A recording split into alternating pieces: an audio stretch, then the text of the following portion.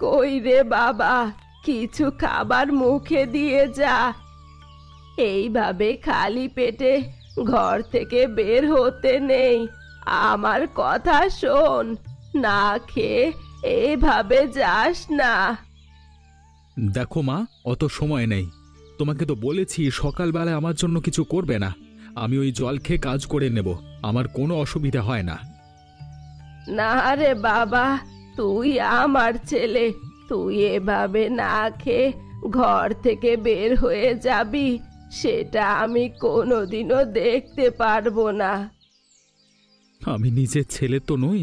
আমাকে জঙ্গল থেকে তুমি কুড়িয়ে পেয়েছিলে, আমাকে নিয়ে তুমি যে কেন এত চিন্তা করো আমি বুঝতে পারি না। তাই নাকি? তাহলে আমি তোর পর। তাই যদি হয় তাহলে তুই আমার জন্য এত চিন্তা করিস কেন? এত খাটনি করে প্রত্যেকটা দিন কোনোদিনও তো বিশ্রাম নিস না। সব সময় আমাকে বলিস তোমার জন্য একটা বাড়ি করে দেব।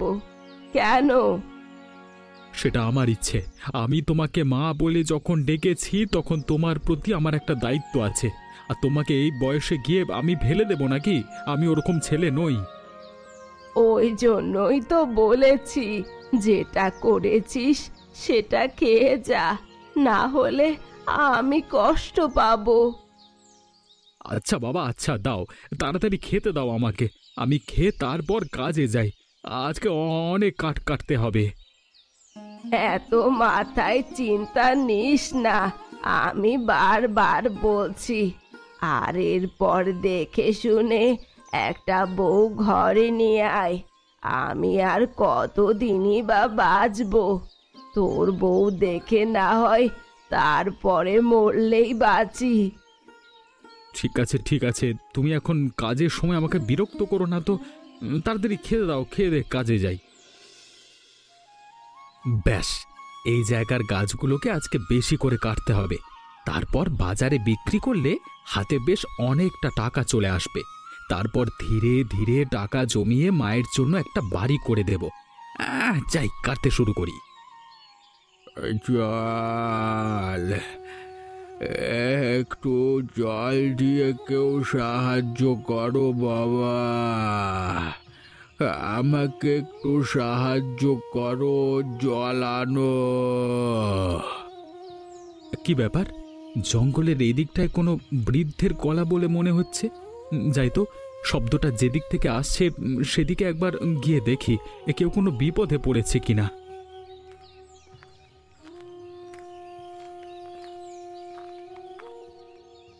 এ কি? আপনি কে কাকা বাবু? এইভাবে অসুস্থ হয়ে এখানে পড়ে আছেন কেন? আপনি কোথায় যাবেন? আমার কোথাও যাবার আর জায়গা নেই। আমি বহু বছর ধরে জঙ্গলে থাকি। এখানেই ছিল আমার বসবাসের জায়গা, কিন্তু শরীর আর বইছে না। মনে হচ্ছে আজ কি আমি শেষ হয়ে যাব। না না, আপনার কোনো চিন্তা নেই, আমার কাছে জল আছে। আমি আপনাকে জল দিচ্ছি।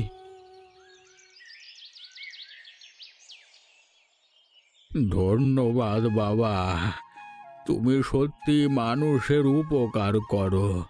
তোমাকে যে কি বলে ধন্যবাদ দেব।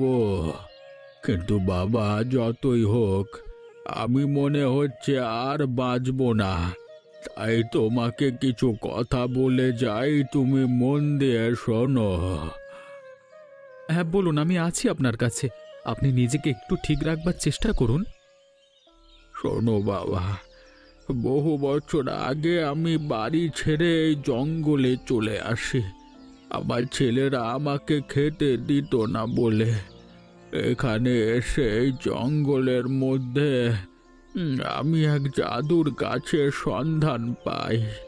ওই গাছের ফল ফুল থেকে আরম্ভ করে গাছের ছাল পর্যন্ত অনেক স্বাস্থ্যকর আর পুষ্টিগুণ আছে। আমি তোমাকে সেই জায়গার সন্ধান দিচ্ছি। কিন্তু আমি কি করব ওই জাদুর গাছ নিয়ে? আমি তো কাঠ কেটে সংসার চালাই। ওই গাছ তোমার সমস্ত গরিবি দূর করে দেবে। তুমি যেটা চাও সেটাই পাবে। শুধু একটু বুদ্ধি করে তোমাকে ওই গাছকে ব্যবহার করতে হবে। আমি আর বেশি কিছু বলতে পারছি না বাবা, তাড়াতাড়ি তোমাকে ওই জায়গার সন্ধান দিই।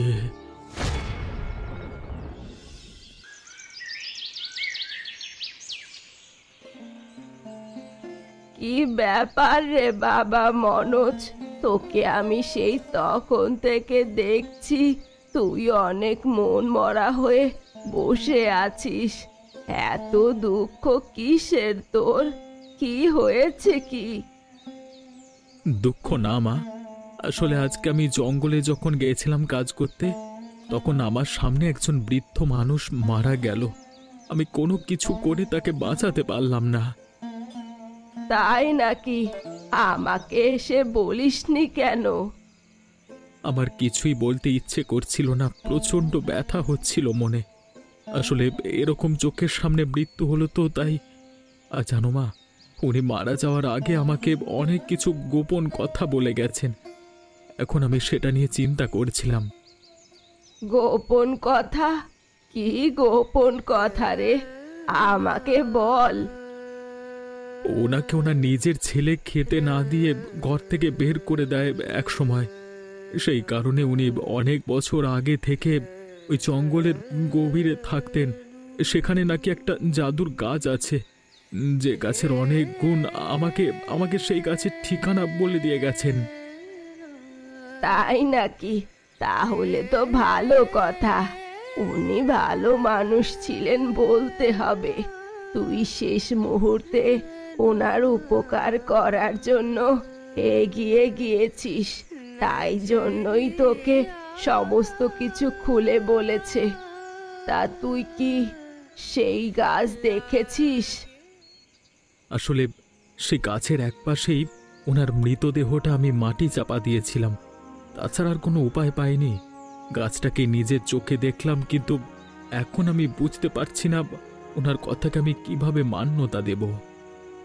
তার মানে? উনি মৃত্যুর আগে বলে গেছিলেন সাহায্য করতে সকলকে, কিন্তু আমি ওই গাছের অংশ, যা ফলমূল বা গাছের ছাল, সেসব নিয়ে কিভাবে মানুষের উপকার করব।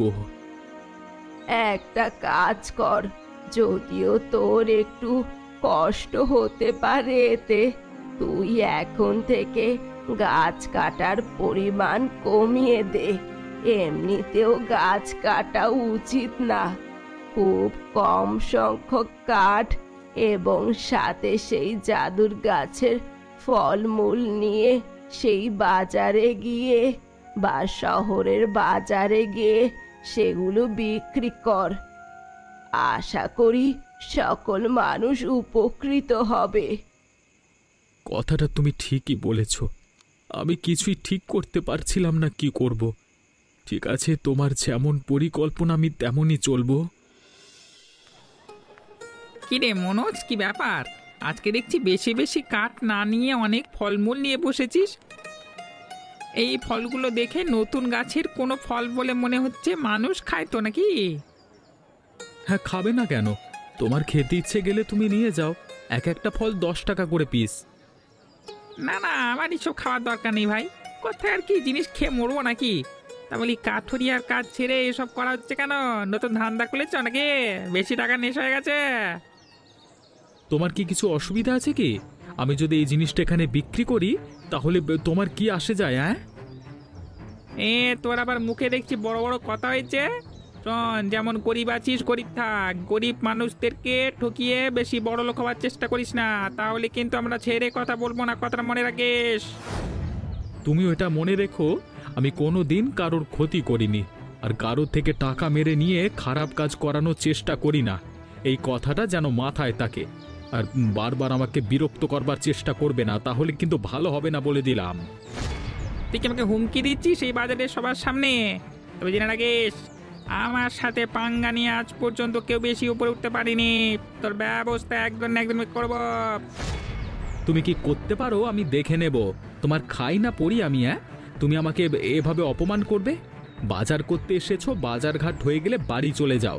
আমার সাথে এরকম ফালতু কথা বলতে এসো না, ঠিক আছে? তোমার সাথে ফালতু কথা আমি বলতে রাজি নই। ঠিক আছে, সময় আসতে দে, উত্তরটা আমি ভালো করে দেব, সারা জীবনের জন্য মনে রাখবি শালা। তাহলে আর বলছি কি, ওই শালাটা এত সাহস বেড়ে গেছে সেটা আর বলে বোঝানো নয়। অতগুলো লোকের সামনে আমাকে যা নয় তাই বলে কথা শোনালো, আমি ভেড়ার মতো চুপচাপ দাঁড়িয়ে রইলাম। গালাটা চড় মেরে দিতে হতো ফটাস করে, সমস্ত ব্যবসার জিনিসপত্র ওলট পালট করে দিয়ে চলে আসতে হতো। তুই ভুল করেছিস, কিছু না করে ছেড়ে কেউ। আরে অত লোকের সামনে আমি আর ওই শয়তানি প্রকাশ করতে চাইনি রে আমার। ভাই তুই কি ভাবছিস আমি কি ওকে ছেড়ে দেব? বেটার অনেক টাকা পয়সা হচ্ছে, হ্যাঁ আস্তে আস্তে সেটা বুঝতে পারছি। কি করে বুঝলি তুই? কদিন আগে পর্যন্ত মেহনত করে খেত, দিন রাত ওই গাছের কাঠ কাটতো, কিন্তু এখন যত দিন যাচ্ছে তত দেখছি কাঠ কাটা বন্ধ করে দিচ্ছে। হ্যাঁ, তার বদলে গাছের ফলমূল সব বিক্রি করছে, এইগুলো কি মেনে নেওয়া যায়? তাহলে তো বেড়ার দিকে নজর রাখতে হবে। এত টাকা রাখবে কোথায় রে? হ্যাঁ, কোথায় আর রাখবে রে? ওকে তো সরিয়ে দিতে পারলেই টাকাগুলো আমাদের হয়ে যাবে, তারপর আমরা যখন খুশি আড্ডা মারবো, আমাদের কাছে শুধু পয়সাই হবে। হ্যাঁ, আমার কাছে একটা পরিকল্পনা আছে, শোন। আমরা যদি ওকে সরিয়ে দিয়ে ওই টাকা লুট করে নিই, তাহলে সেই টাকা একসময় ফুরিয়ে যেতে পারে, আর আমাদের আড্ডা দেওয়া বন্ধ হয়ে যাবে। তার থেকে বরং আমরা ওর সেই ব্যবসাটার খোঁজ করব, যে ব্যবসাটা থেকে ওর টাকা পয়সা ইনকাম হচ্ছে। ঠিক বলেছিস, সেটা করলে ওকে আরো কাবু করা যাবে। ঠিক আছে, তাহলে এবার ওকে একটু চক্কে চক্কে রাখতে হবে। নে নে, ওসব চিন্তা দূর কর এখন, এক গলা ভেজা, আর তারপর যা হবে দেখা ঢাল ঢাল। ওরে বাবা রে, কি করতে যে আমি আসতে গেলাম, এত ভারী ভারী ব্যাগ। তা হ্যাঁ রে, তুই তো গ্রাম থেকে যাবার সময় তোকে মাত্র একটা ব্যাগ দিয়েছিলাম, তাও আবার হালকা। তা এই দুটো বড় বড় ব্যাগ কি করে, মানে ব্যাগে করে কি নিয়ে এসেছিস? হ্যাঁ, ঠিক হয়েছে, এতদিন তো আমি ছিলাম না, বসে বসে শুধু খেয়েছো। এখন একটু কাজ করো, মেয়ের কাজ করতে এত কষ্ট কিসের বলো তো? তা তো বটেই, তা তো বটেই। আমার 10টা না 5টা না, একটা মাত্র মেয়ে, তার কাজ করব না তো আর কার কাজ করব? আমাকে মনে হচ্ছে আবার আগের মতো 10 কেজি করে খাসির মাংস খেতে হবে। হজম হবে? শেষকালে পেট খারাপ করে আমাকে আবার বিপদে ফেলবে, তারপর আবার ডাক্তার নিয়ে অনেক ছুটাছুটি করতে হবে। না হলে গায়ের শক্তি পাবো কি করে? হ্যাঁ, বাবা, এখানে আবার এই বাড়িটা কে করলো? বাড়ির সামনে সুন্দর বাগান। আরে ওই বাড়িটা মনোজ করেছে। ছেলেটা খুবই মেহনত করে, বললে হবে না। বুড়িমার ভাগ্য ফিরিয়ে দিয়েছে। কত কষ্ট করে একটা মাটির বাড়িতে বসবাস করতো ওরা, আজকে শুধুমাত্র ছেলেটার মেহনতের জন্য বুড়িমার ভাগ্য ফিরেছে। বাহ, খুব ভালো, ওর সাথে একবার আলাপ করতে হবে তো। হ্যাঁ, সে সময় হলে করবি, এখন বাড়ি চল মা। এইভাবে আমি এত ভারী ব্যাগগুলো নিয়ে দাঁড়িয়ে থাকতে পারছি না। বুঝতেই তো পারছিস বয়সটা হয়েছে, এবার তোর একটা বিয়ে দিতে পারলে বাঁচি। বাবা, তুমি আবার সেই শুরু করলে তো? চলো চলো, তাড়াতাড়ি চলো এখান থেকে, বুড়ো একটা। ব্যস্ত আছো? আমাকে চিনতে পেরেছো? আসলে আমার মনে হচ্ছে আপনি এই গ্রামে নতুন এসেছেন। আপনাকে সত্যি ঠিক চিনতে পারছি না। আপনার কি কিছু দরকার ছিল আমার কাছে? সে কি, তুমি আমাকে এত তাড়াতাড়ি ভুলে গেলে? আমি তো তোমাকে ভুলে যাইনি। তবে সত্যি কথা বলতে, তোমার এই নতুন বাড়িটা দেখে অবাক হয়েছিলাম। খুব সুন্দর হয়েছে বাড়িখানা, আর তোমার এই বাগানটাও খুব সুন্দর। তাই জন্য আজ সকালে এসে তোমার বাগান দেখতে চলে এলাম। কিন্তু আমি সত্যি বলছি, আপনাকে ঠিক চিনতে পারলাম না। আরে, আমি কমলা, আমাকে ভুলে গেলে? ছোটবেলায় একসাথে কত আম পেড়ে খেয়েছি, মনে আছে? দিদিমণি, আপনি? আমি সত্যি আপনাকে চিনতে পারিনি। কত বছর হলো আপনি গ্রামে নেই, তাই আপনার কথা সত্যি মনে ছিল না। সত্যি কথা বলতে আপনি যে কোনোদিন গ্রামে আর ফিরে আসবেন সেটাই ভাবতে পারিনি। তুমি সেই ছোটবেলার অভ্যাসটাই রেখে দিলে। আমি তোমাকে কতবার করে বলেছি তুমি আমাকে তুমি করে ডাকবে, আপনি বলবে না।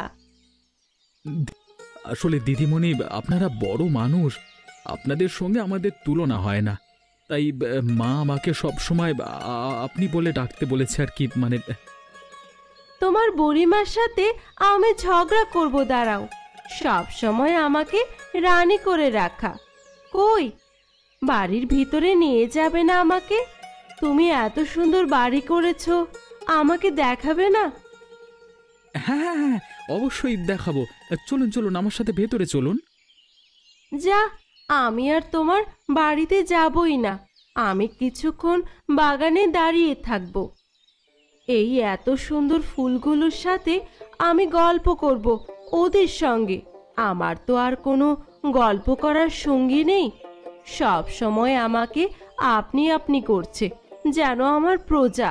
প্রজার সঙ্গে কি মনের কথা আর খুলে বলা যায়? না মানে আপনি, মানে তুমি যদি আমাদের বাড়িতে যেতে তাহলে খুব ভালো হতো। মানে তোমার পায়ের ধুলো এই বাগানের এই ফুলগুলোর সঙ্গে মানে তোমার বেশ মানিয়েছে, এই আর কি। মানে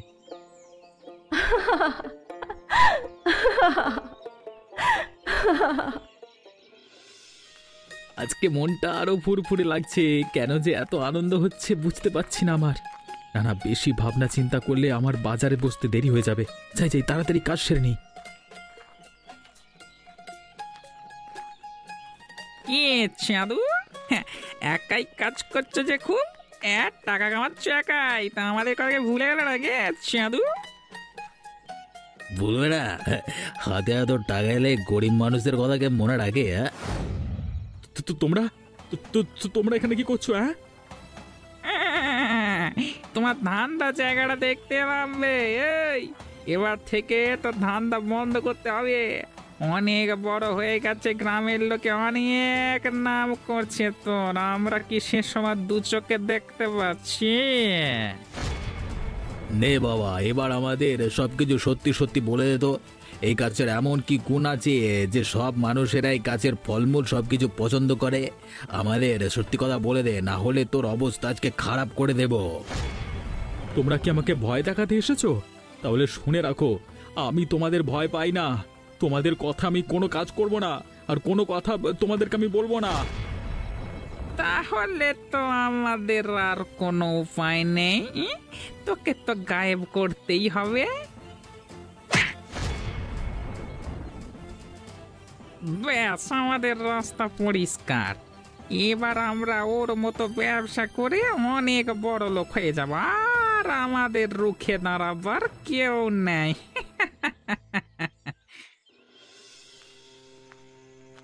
কি হলো বুড়িমা, তুমি এভাবে কাঁদছো কেন? কিছু হয়েছে নাকি? দেখ না মা, সেই কখন ছেলেটা কাজের জন্য বের হয়েছে, এত দেরি কোনোদিনও করে না। আজকে এখনো পর্যন্ত বাড়িতে এলো না, কেন বুঝতে পারছি না। সে কি, তার জন্য তুমি কান্নাকাটি করছো? হয়তো শহরের বাজারে গেছে, তাই তো আসতে দেরি হচ্ছে। তুমি এভাবে কান্না করো না, তোমার শরীর খারাপ হয়ে যাবে তো। না রে মা, এরকম কোনোদিনও হয় না জানিস তো। শহরের বাজারে গেলে আমাকে বলে যায়, তবে আজকে বলে গেল না কেন? আর এত দেরি হচ্ছে কেন? এক্ষুনি তো সন্ধ্যা নেমে যাবে। জঙ্গলে সন্ধ্যাবেলা থাকা ঠিক নয়। কথাটা তো তুমি একদম ঠিক বলেছ। ওর কোনো বন্ধু বান্ধব নেই? তাদেরকে যদি বলা হয় একবার খুঁজে দেখার জন্য, তাহলেই তো হবে। ওর বন্ধু কেউ নেই রে, শত্রু আছে অনেক। সব সময় ওর ক্ষতি করার জন্য লেগে থাকে। ওদেরকে আর কি বলবি রে মা, ওরা ভালো করার জায়গায় ক্ষতি করবে বেশি। আমার মন বলছে জানিস, ও নিশ্চয়ই কোনো বিপদে পড়েছে। তুমি কেঁদো না এভাবে, তুমি আমার সাথে আমার বাড়ি চলো। এখানে তোমাকে একা রেখে যাওয়া ঠিক হবে না, আর সব ঠিক হয়ে যাবে। তুমি চিন্তা করো না, আমি বলছি তো সব ঠিক হয়ে যাবে। না না, এতক্ষণে যদি ছেলেটা বাড়ি ফিরে চলে আসতো তাহলে নিশ্চয়ই নিজের মায়ের খোঁজ করতে আসতো।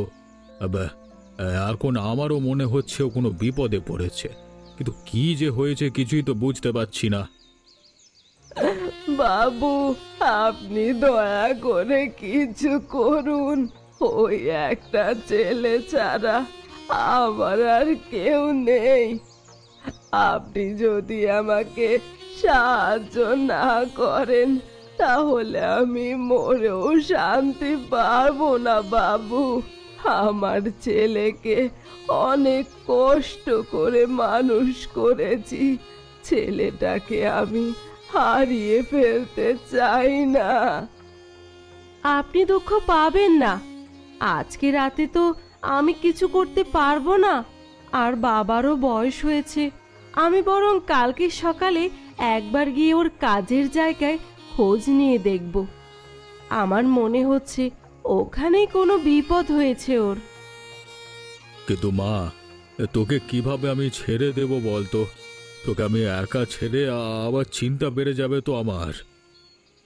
না রে মা, তুই একা যাস না। তোরা দুটো বাচ্চা বাচ্চা ছেলে মেয়ে।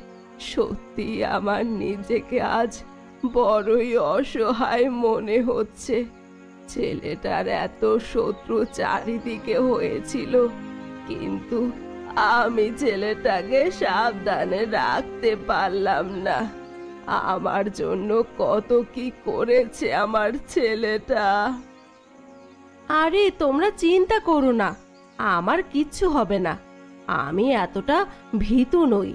কেউ যদি চক্রান্ত করে ওকে ফাঁসানোর চেষ্টা করে আর ওর ক্ষতি করার চেষ্টা করে, আমি তাহলে তাকে ছেড়ে কথা বলবো না, এইটুকু জেনে রাখো।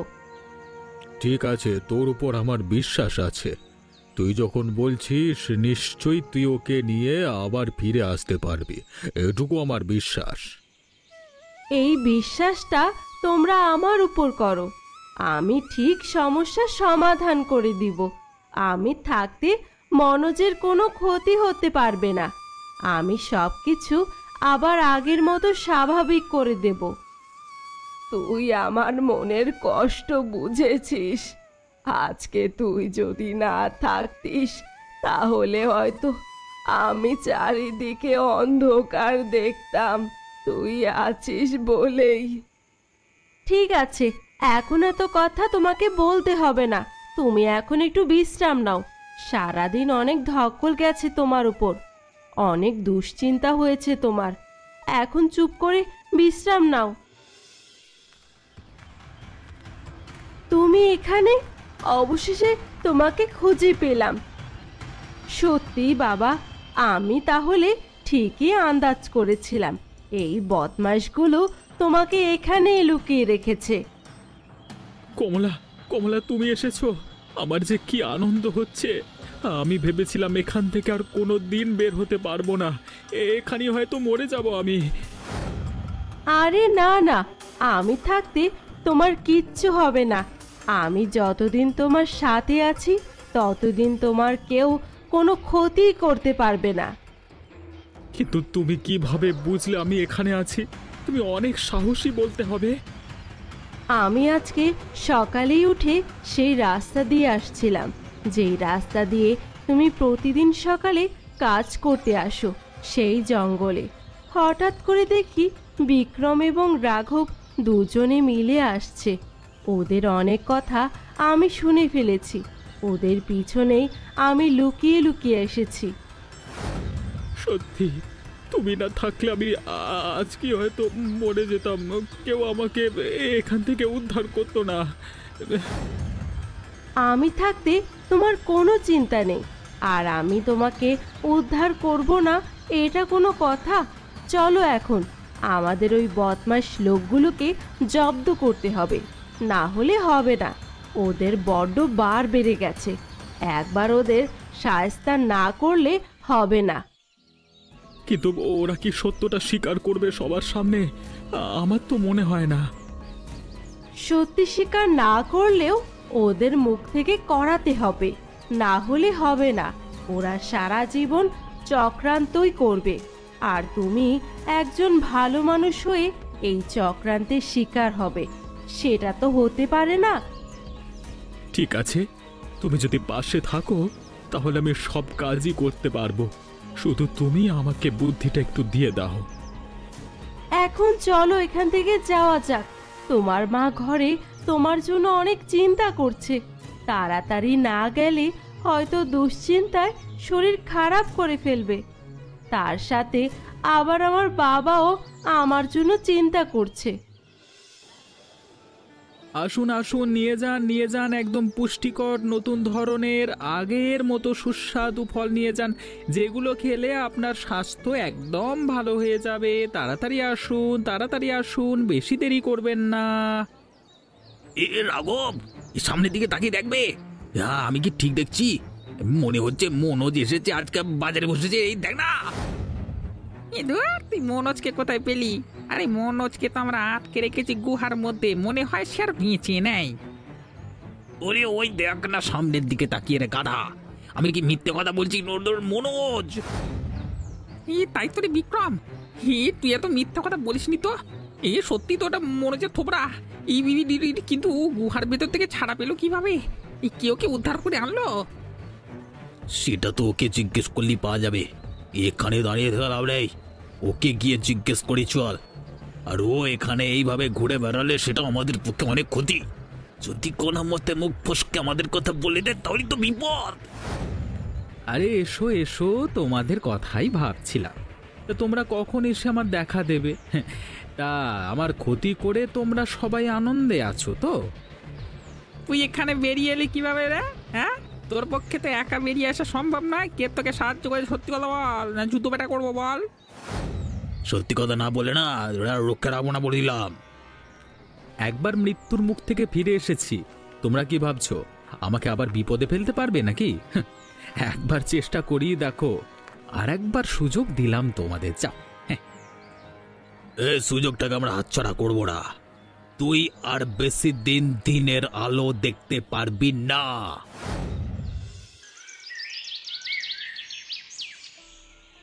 ওদের বেশি দিন বাঁচিয়ে রাখলে আমাদের অনেক ক্ষতি হয়ে যাবে। হ্যাঁ হ্যাঁ, সেটাই করতে হবে। বেশি কথা বাড়িয়ে লাভ নেই, তাড়াতাড়ি আমাদের কাজটা সেরে চলে আসি। ভেতরে গিয়ে কি করবে তোমরা? আমরা তো সবাই বাইরে দাঁড়িয়ে আছি। তুই এখানে মানে আপনারা এখানে তাই ভাবছিলাম, মানে এই রাস্তা দিয়ে যাচ্ছিলাম তো, তাই তোর কথা এটা জিজ্ঞেস করবো বলে তোর বাড়ি দিয়েছিলাম। শুনলাম হারিয়ে গেছিস। এই কি বলছিল না? মিথ্যে কথা বলবার জায়গা পাসনি না? তোরা এখানে কি করতে এসেছিলিস আমি খুব ভালো করে জানি। আপনি বুঝতে পারছেন বাবু? ওরা আমাকে খতম করতে এসেছিল রাতের বেলাতে। তোমরা কি এখানে এখনো মিথ্যে কথা বলবে নাকি? প্রথমে তো তোমরা মনোজকে আটকে রেখে তার ক্ষতি করতে চেয়েছিলে, আজকে আবার সুযোগ পেয়ে সুযোগের মানে অসৎ ব্যবহার করতে এসেছো। না বাবু, সব কথা মিথ্যে বাবু, আমরা কিছু করিনি বাবু। আপনি দয়া করে আমাদের কথা বিশ্বাস করুন বাবু, সত্যি বলছি আমরা কিছু করিনি বাবু। গ্রামবাসীরা সবাই তৈরি হয়ে আছে তোমাদেরকে পেটাবার জন্য। তোমাদের কিছুক্ষণ পেটাবার পর এ গ্রাম থেকে সারা জীবনের জন্য বিতাড়িত করা হবে। এবারের মতো ক্ষমা করে দিন। এবারে বাপের জমে করবো না, দ্বিতীয়বার ভুল করবো না। তোমরা যে কথা দিয়ে বেইমানি করবার লোক সেটা বাবু খুব ভালো করেই জানেন। অতএব মিথ্যে কথা বলা বন্ধ করে সম্মান থাকতে এখন এখান থেকে পালিয়ে যাও। আর বেশি কথা না বাড়িয়ে চল এখান থেকে পালিয়ে যাই, না হলে গ্রামবাসীরা যে ক্ষেপে রয়েছে মনে হচ্ছে, আমাদের কাছে কথা বলবে না রে বাবা।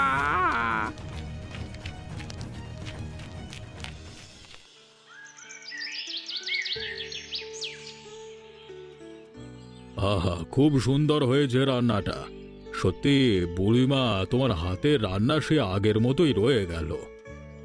বাবু, এই রান্না আমি করিনি, করেছে আপনার মেয়ে কমলা। ও আমাকে রান্নাঘরে থাকতেই দিল না। বলো কি? আমার মেয়ে এত সুন্দর রান্না করতে পারে সেটা তো আমি কোনোদিন জানতাম না। কিন্তু তারা দুজন কোথায় গেল দেখতে পাচ্ছি না তো।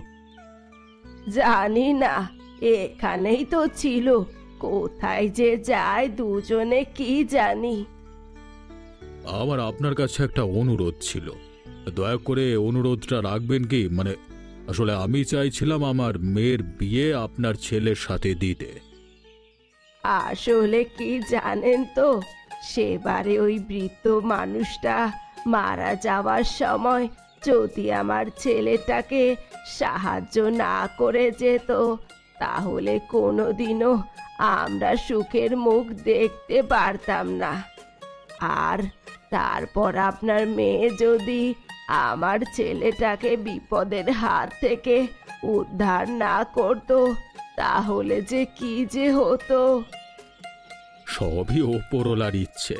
আপনার ছেলের মতো ভালো ছেলের ক্ষতি কেউ কোনো দিন করতে পারবে না। সবাই বিপদের সময় ওকে সাহায্য করতে আসবে। আর হ্যাঁ, তাদেরকে চিনে রাখবেন যারা সাহায্য করতে আসে বিপদের সময়, কারণ তারাই হলো প্রকৃত বন্ধু।